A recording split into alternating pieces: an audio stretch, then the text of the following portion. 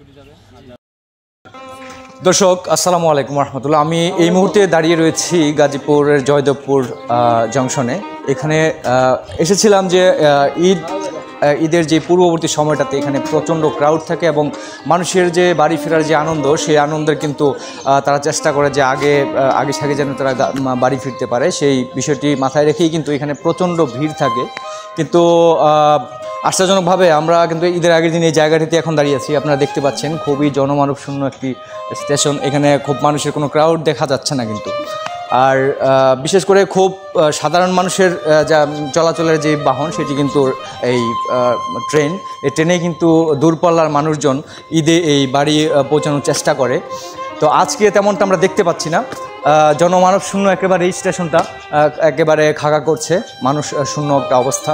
এটি আপনাদের দেখানোর চেষ্টা করেছিলাম। আর যেহেতু এইখানে মানুষটা আমাদের সাধারণ সেন্স থেকে আমরা যেটা বুঝতে পারছি যে ঈদের আগেই মানুষ আসলে বাড়ি পৌঁছে গেছে, যার জন্য এতটাও ভিড় দেখা যাচ্ছে না।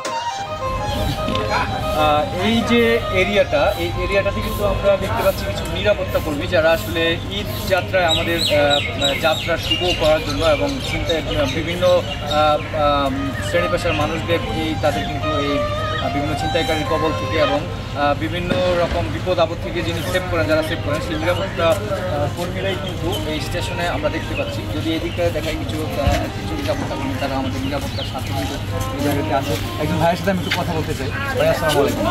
ভালো আছেন? জি, আপনার নাম?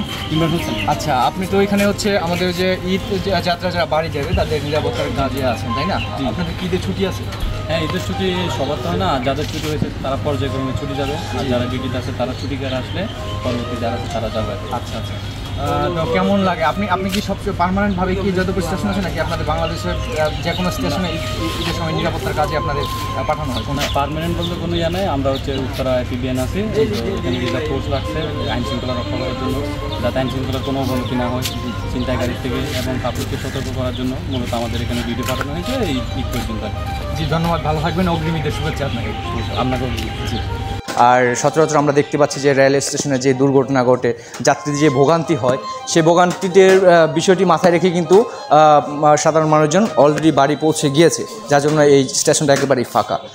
ধন্যবাদ, দেখানোর চেষ্টা করেছিলাম ফাঁকা স্টেশন। ভালো থাকবেন, আসসালামু আলাইকুম।